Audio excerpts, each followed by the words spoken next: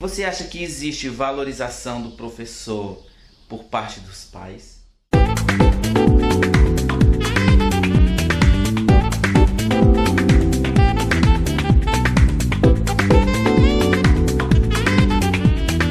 E a valorização dos professores por parte dos pais, ele vai muito do nível cultural dos próprios pais. Quando eu falo culturalmente, eu acredito que muitas vezes alguns pais, eles têm a boa vontade, eles têm aquele desejo que o filho com certeza seja alguém na vida, sabe? Mas o pai, muitas vezes, os pais, eles não têm a compreensão de como o professor trabalha para isso, certo? Então, assim, querer que uma coisa dê certo é muito bom, mas a ajuda dos pais em cima disso é que é muito complicado. Porque é muito fácil você dizer pro seu filho assim: olha, meu filho é estudioso, ele chegou aqui na escola, ele tem que estudar. Se ele não é estudioso aqui, então ele vai ser aonde? Porque em casa ele não faz nada. Então é na escola que ele tem que aprender, ensine ele a estudar. Entendeu? Ou então quando diz assim: ah, mas o meu filho é estudioso. Quem foi que disse que meu filho não é não? Ele tira nota baixa? Tira. Ele tira nota baixa? Tira. Então a culpa é sua, que é professor e não sabe ensinar. Entendeu? Então assim, muitas vezes existe...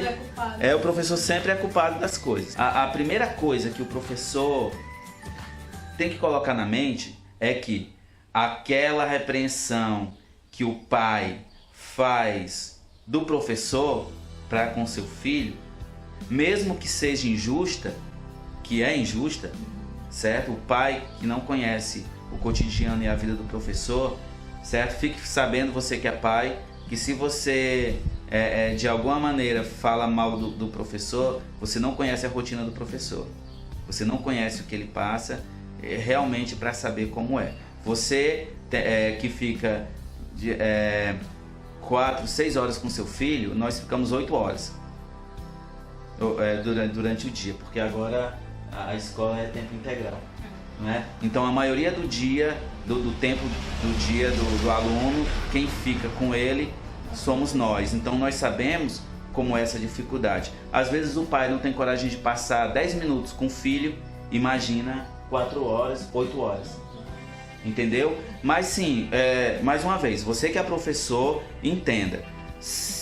O pai, ele de certa forma, por mais que seja injusta a reclamação dele para com você por causa do filho dele, ela é verdadeira.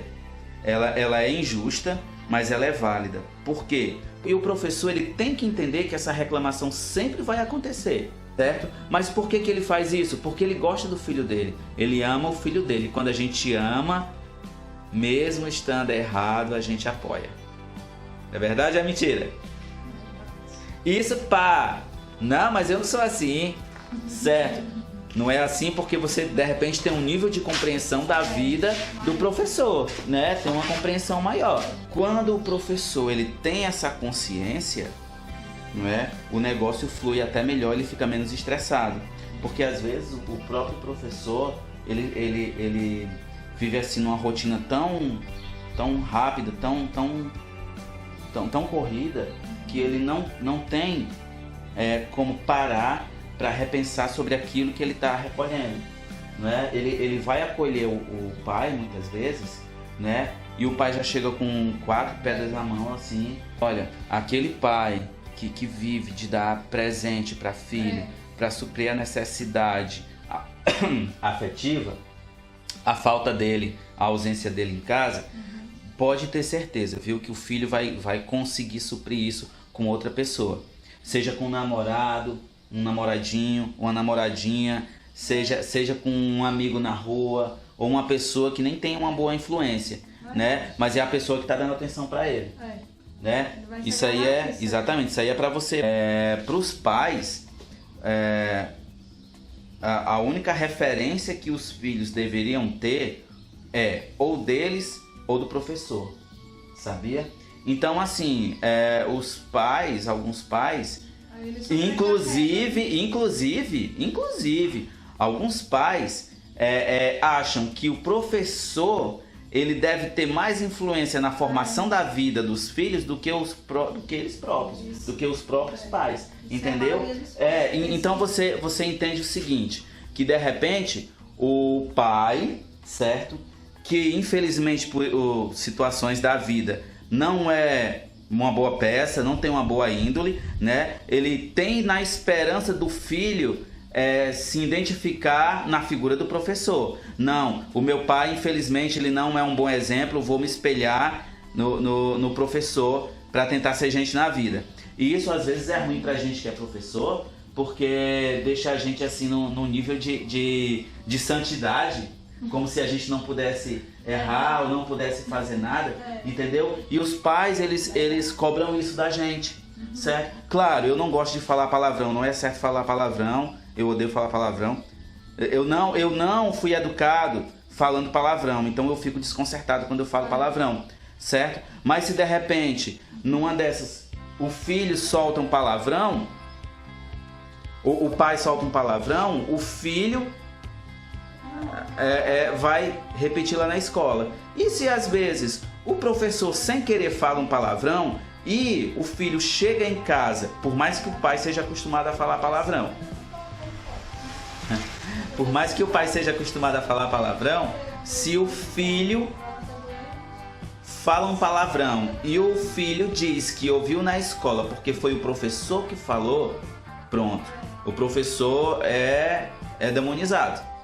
Ele passa de anjo a demônio, porque o filho ouviu o professor falando isso, certo? Mas esse também é um erro dos pais, porque o professor também é humano, o professor também tem emoções e às vezes o professor explode e fala algumas coisas. Se os pais que são os pais passam por isso, imagina os filhos. Não tem paciência, não tem paciência. Então assim, lembrando que você com seu filho, certo? Tirando uma média geral, entre 2 a 4 filhos, tá? E nós como professores, muitas vezes ficamos com 30, 35 a 40 alunos. Então para você ver, lidar com uma pessoa é difícil, imagina com 40, certo? Fica a dica para você Fica a dica para você que é mãe, compreenda os professores da sua filha, procure compreender, tudo bem? Ó, tá a cabecinha. Pois é, procure compreender um pouco a situação dos professores, claro, né? Exija uma conversa clara, certo? Um diálogo entre o pai, entre você que é pai, entre os filhos, compareça nas reuniões. É uma outra coisa que um dia eu vou deixar para um outro vídeo também explicar isso daí. Formas de se fazer reunião de pais, porque muitas vezes os pais eles não vão para as reuniões porque acham que só vão para levar carão por causa dos filhos, porque o filho não presta. É muito difícil. Você que trabalha em escola, que existe realmente uma reunião em que os pais são 80% participativos. Geralmente não, geralmente é 40%. A maioria, os pais que não vão, são os pais que os filhos precisam de... Exatamente, isso. Os filhos que mais precisam de atenção são aqueles que os pais não vão para a reunião. Certo? Eu queria muito poder trabalhar com isso na escola e modificar isso, sabe? Porque... Teve um diretor e duas professoras que falam. Pois é, se eu vou... Frustrado, porque espera para conversar com os pais justamente naquela reunião que marcada, mas não acontece. Pois é, se eu vou para reunião para ouvir professor falar mal do meu filho, falar aquilo que eu já sei, que ele faz porque ele faz em casa, para que eu vou para reunião? Entendeu? Então, assim, é preciso trabalhar uma forma mais atrativa de fazer essas reuniões. Eu já pensei em vários projetos para fazer isso, sabe? Só falta a escola. Vai chegar, vai dar certo. Tá bom? Isso daí fica pro próximo vídeo. Mulher, vou encerrar o vídeo aqui, certo? Foi muito legal falar contigo. Tchau. Corta aí a... Vou cortar a metade, vou colocar aquela taxa assim, ó, pra não saber. Tá certo? Muito obrigado, foi uma conversa construtiva, tá certo? Valeu de verdade e a gente se vê depois, pessoal. Tchau. Eu tenho medo de quebrar, não. Eu ri. Aí tem que estar cortando, né, Léo? Eu tenho que ficar desse lado. Droga! Era pra me ter feito desse lado. Não, mas tá bom, não tenho besteira não. Já sofri muito bullying no passado, então sou anti-bullying. Deu certo.